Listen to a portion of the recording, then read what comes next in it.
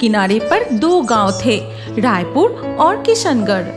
इन दोनों गांव के बीच से बहने वाली नदी ही इन दोनों गांव के गुजारा करने का एकमात्र रास्ता थी। लेकिन नील सागर राज्य की स्वर्ण जलपरी नहीं जानती थी कि वो नदी कितनी भयानक है। स्वर्ण जलपरी, तुम मेरी बात सुनो, तुम मत जाओ। मेरा दिल कह रहा है कि रास्ते में तुम्हें कोई खतरा हो सकता है। नहीं नील कुमार, मुझे तो जाना ही होगा। मेरी मुसीबत में प्रकृति देवी ने मेरी मदद की थी, लेकिन आज जब वो संकट में है तब मुझे उनकी सहायता के लिए जाना ही होगा। ठीक है, अब मैं तुम्हें नहीं रोकूंगा, लेकिन प्रकृति देवी तक पहुंचने के लिए तुम्हें तो यमुना नदी होकर जाना होगा। हाँ नील कुमार, प्रकृति देवी के जंगल तक पहुंचने का एक वही रास्ता है।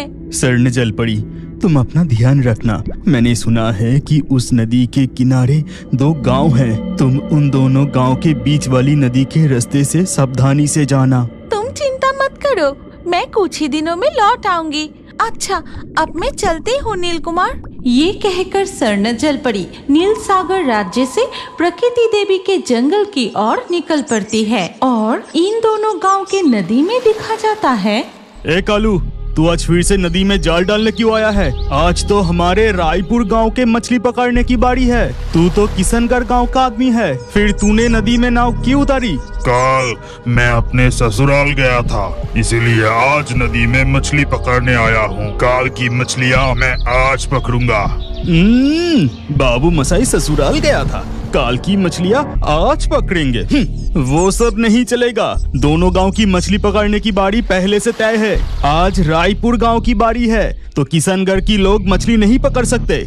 नदी के बीच दोनों मछुआरे झगड़ने लगते हैं। तभी स्वर्ण जलपरी नदी के रास्ते तैरती हुई उन दोनों गांव के बीच वाली नदी में आ पहुंचती है। छी, इस जगह का नदी का पानी कितना गंदा है। चारों तरफ प्लास्टिक, कचरा, सब्जियों के छिलके, तरह तरह के कचरा बिखरे पड़े हैं। कौन इस तरह से नदी का पानी प्रदूषित कर रहा है, जानना ही होगा। तभी नदी के ऊपर दिखाई देता है कालू और हरीश मछुआरे नदी में जाल डाल रहे हैं। आज मैं सारी मछलियाँ पकड़ूंगा, तुझे एक भी मछलियाँ नहीं पकड़ने दूंगा। ऐसा क्या? रायपुर के हरीश को कहता है कि एक भी मछली पकड़ने नहीं देगा। तुझे पता नहीं, तेरे गांव वाले से अच्छा हमारे गांव वाले ज्यादा मछलियाँ पकड़ते हैं। तभी पानी के नीचे स्वर्ण जलपरी देखती है कि दो जाल आकर मछलियों को बंदी बना रहे हैं। ये मैं क्या देख रही हूँ? कोई नदी के ऊपर से जाल डाल रहा है। इसका मतलब यहाँ इस नदी के किनारे जरूर कोई गांव है। दोनों मछुआरे अपने जाल खींचकर नाव में उठाते हैं। देखा, मैंने तुझसे ज्यादा मछलियाँ पकड़ी है। उससे क्या हुआ? अब मैं तुझसे ज्यादा मछलियाँ पकड़ कर दिखाऊंगा। ये कहकर हरीश अपना जाल फिर से नदी के पानी में डालता है। क्या सोचा है, तू पहले जाल डालकर मुझसे ज्यादा मछलियाँ पकड़ लेगा? ऐसा नहीं होगा। इसके बाद कालू भी अपना जाल नदी में डालता है और वो जाल सीधे स्वर्ण जलपरी के ऊपर गिरता है और उसमें फंस जाती है। अरे, मैं तो खुद इस जाल में फंस गई। अब क्या होगा? बाप रे बाप, जाल तो बहुत भारी लग रहा है। लगता है कोई बड़ी मछली फंसी है। कालू जैसे ही अपना जाल पानी के ऊपर उठाता है, वो देखता है कि जाल में एक अजीब प्राणी फंसा हुआ है। अरे, मेरे जाल में ये कौन है? कितनी खूबसूरत है। इसके सुनहरा रंग बिल्कुल सोने की तरह चमक रहा है। मैं हूँ नील सागर की रानी स्वर्ण जलपरी। अरे बाप रे, मेरे जाल में सुनहरी जलपरी फंसी है। अब तो मेरी किस्मत ही खुल गई। ए कालू, तू स्वर्ण जलपरी को अभी छोड़ दे। तू बिल्कुल भी स्वर्ण जलपरी को नहीं पकड़ेगा। आज हम जलपरी पकड़ेंगे। मैं अपने जल से जलपरी को पकड़ूंगा। कहता हूँ तू छोड़ दे। ठीक तभी रायपुर गांव की एक औरत काफी सारा गंदा कचरा लेकर नदी के पानी में फेंकती है। फिर दोनों मछुआरों का झगड़ा सुनकर वो देखती है किशनगढ़ गांव के कालू मछुआरे के जाल में जलपरी फंसी है। अरे, आसपास कोई है? जल्दी नदी किनारे आकर देखो। किशनगढ़ गांव के कालू मछुआरे ने एक स्वर्ण जलपरी पकड़ी नंदिनी की आवाज सुनकर नदी के दोनों किनारे पर गांव वाले इकट्ठा हो जाते हैं। स्वर्ण जलपरी किस गांव की होगी, इसे लेकर दोनों गांव के बीच झगड़ा शुरू हो जाता है। ये स्वर्ण जलपरी हमारी है, हमारे गांव के कालू भैया ने उसे पकड़ा है, उस पर अधिकार सिर्फ हमारे गांव का है। नहीं नहीं नहीं, ये चालाकी नहीं चलेगी, स्वर्ण जलपरी हमारे गांव की है। दोनों गांव का झगड़ा देखकर जलपरी कहती है, चुप हो जाओ तुम सब, मैं हूँ स्वर्ण जलपरी, मैं किसी की संपत्ति नहीं हूँ कि मुझे लेकर तुम लोग झगड़ा करोगे। अब देखो मैं क्या कर सकती हूँ। ये कहकर स्वर्ण जलपरी जादू करके खुद को जाल से मुक्त कर लेती है। फिर कहती है, तुम्हें मेरी शक्तियों के कोई अंदाजा नहीं है, तुम दोनों गांव के लोग बहुत बुरे हो। तुम लोग नदी में कचरा फेंक फेंक कर नदी पूरी तरह से प्रदूषित कर चुके हो, जो बहुत गलत काम है। घर का गंदा कचरा नदी में नहीं फेंकेंगे तो कहाँ फेंकेंगे बताओ? सब्जियों के छिलके, गंदा कचरा और प्लास्टिक जैसी चीजें कभी भी नदी के पानी में मत फेंको, इससे पानी प्रदूषित होता है और पानी में रहने वाले जीव मर जाते हैं। मछलियों की संख्या धीरे धीरे कम होती जा रही है। ये जलपरी तो ज्ञान देते ही जा रहा है। मैं अपना जाल इस जलपरी के ऊपर डालता हूँ, इसे यहाँ से भागने नहीं दे सकता। हरीश अपना जाल जलपरी के ऊपर डालने ही वाला था कि तभी जलपरी कहती है, चुप हो जाओ, तुम्हें माना करने पर भी तुम सुधरने वाले नहीं, अब तुम्हें सबक सिखाना पड़ेगा। ये कहकर स्वर्ण जलपरी जादू करते ही आसमान में काले बादल छा जाती है, बिजली गरजने लगती है और उसके साथ मूसलाधार बारिश शुरू हो जाती है। अब तुम समझोगे कि प्रकृति पर अत्याचार करने से प्रकृति कितना भयानक हो सकती है। फिर स्वर्ण जलपरी नदी के पानी में डुबकी लगाकर नदी के रास्ते आगे बढ़ जाती है। फिर वो प्रकृति देवी के झरने के पास पहुंचकर पानी से सिर निकलती है। उसे देखकर प्रकृति देवी कहती है, तुम सचमुच मेरी मदद करने आई हो स्वर्ण जलपरी, रास्ते में तुम्हें कोई परेशानी तो नहीं हुई? प्रकृति देवी, आपके बुलावे पर मैं ना आऊं ऐसा कभी नहीं हो सकता, बस रास्ते में किसी को सबक सिखाकर यहाँ पहुँचने में थोड़ी देर हो गई। उधर गांव में बारिश तब भी नहीं रुकती। दिखाई देता है कि तेज बारिश के कारण दोनों गांव के बीच से बहने वाली यमुना नदी का पानी बहकर गांव में बाढ़ ले आता है। घर घर में पानी घुस चुका है। हे भगवान, उस सुनहरी जलपरी की गुस्से से हमारे गांव पूरी तरह बाढ़ में डूबता जा रहा है। अब हम क्या करें? वो जलपरी जरूर जल की देवी थी।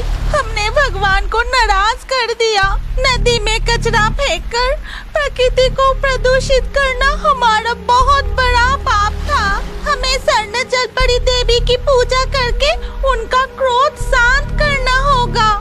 कुटिया की छत पर आश्रय तो ले ली, लेकिन सारी फसल पानी के नीचे चली गई। बाढ़ से सारी फसल बर्बाद हो जाएगा। पता नहीं अब क्या होगा। ऊपर से चारों तरफ पानी में सांप तैर रहे हैं। ऐसी बाढ़ हमारे गांव में पहले कभी नहीं आई।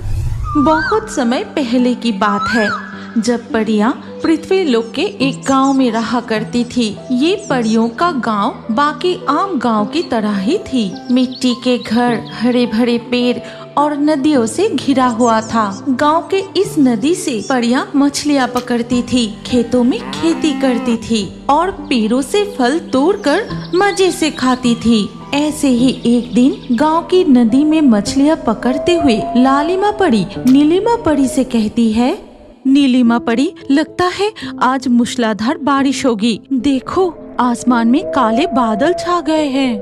कितने दिनों से बारिश नहीं हुई, आज बारिश हुई तो मजा आ जाएगा। ऐसे मौसम में हिल्सा मछली के साथ गर्मा गर्म खिचड़ी खाने में बहुत मजा आता है।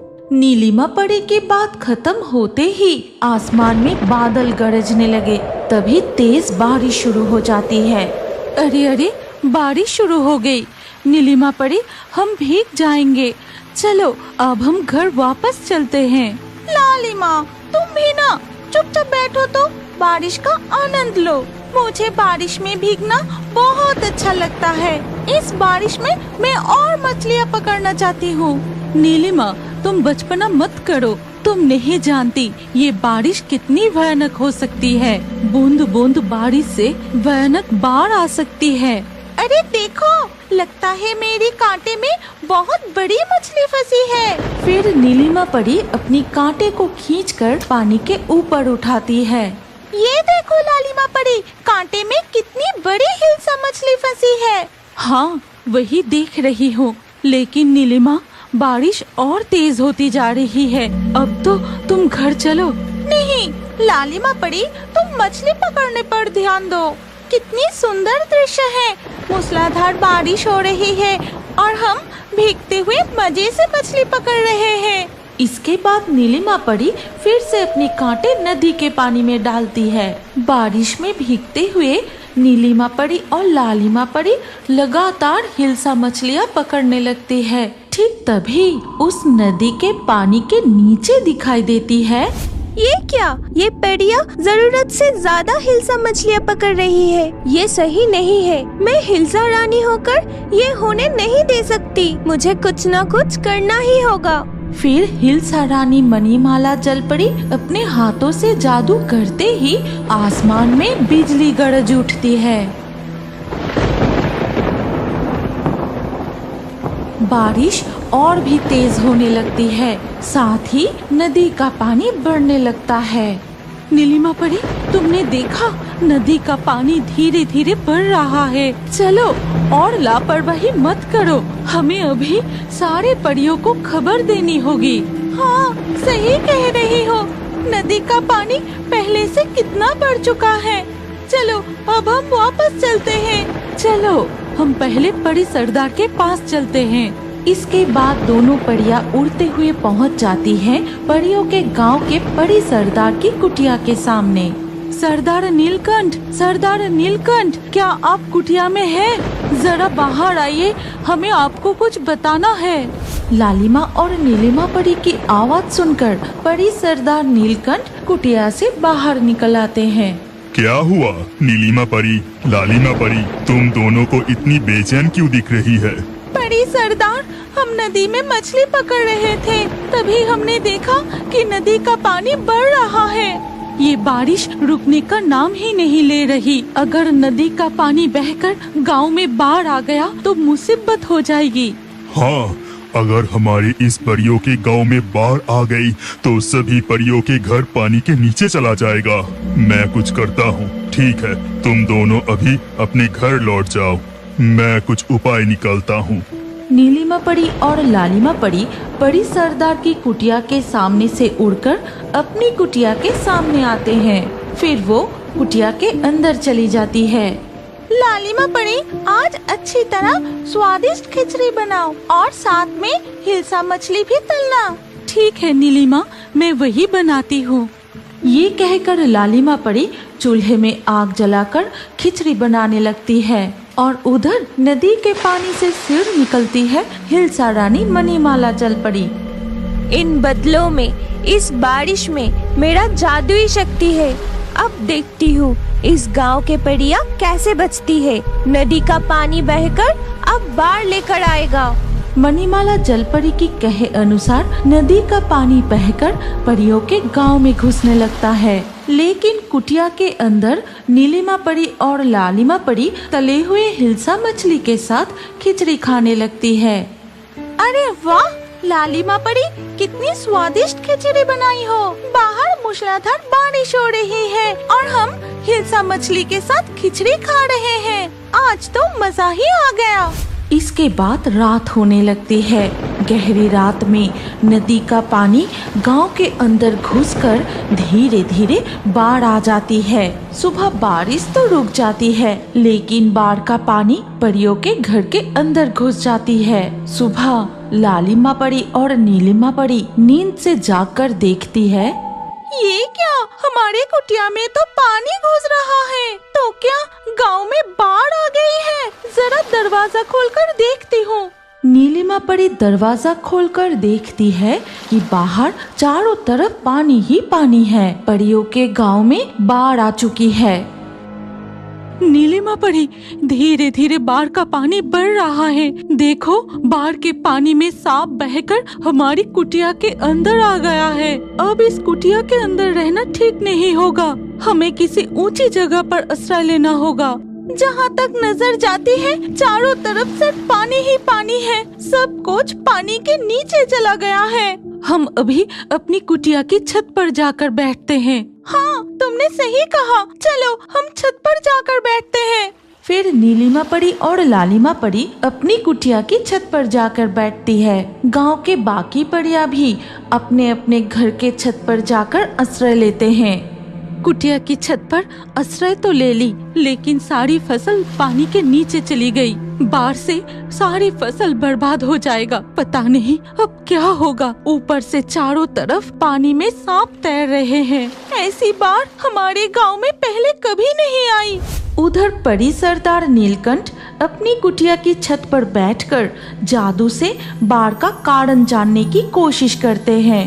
तभी उन्हें मणिमाला जलपरी का दृश्य दिखाई देता है। अच्छा, आप मैं समझा। हमारे गांव की ये बाढ़ कोई साधारण बाढ़ नहीं है। मुझे अभी मणिमाला जलपरी को स्मरण करना होगा। प्रकट होइए हिलसा रानी मणिमाला जलपरी, आप प्रकट होइए। परी सरदार की पुकार सुनकर मणिमाला जलपरी उनके कुटिया के सामने आकर पानी से सिर निकलती है। क्षमा कीजिए मणिमाला जलपरी, नीलिमा परी और लालिमा परी की तरफ से मैं आपसे माफी मांगता हूँ। इस बाढ़ से बचने का कोई उपाय बताइए। ठीक है, माफ करती हूँ, लेकिन इस बाढ़ का पानी इतनी आसानी से नहीं उतरेगा। कुटिया की छत पर बैठने की बजाय तुम सब तैरते हुए घर में रह सकती हो। लेकिन कौन बनाएगा वो तैरता हुआ घर? इस गांव से कई कोस दूर सिमुलतली नाम का एक गांव है। उस गांव में अजय नाम का एक लकड़हारा रहता है। उसके पास जाइए। पिछले साल बाढ़ में उसने एक तैरता हुआ घर बनाकर कई लोगों की जान बचाई थी। ठीक है जलपरी मणिमाला, मैं अभी सिमुलतली गांव की ओर रवाना होता हूँ। ये कहकर परी सरदार नीलकंठ उड़ते हुए सिमुलतली गांव की ओर रवाना हो जाते हैं।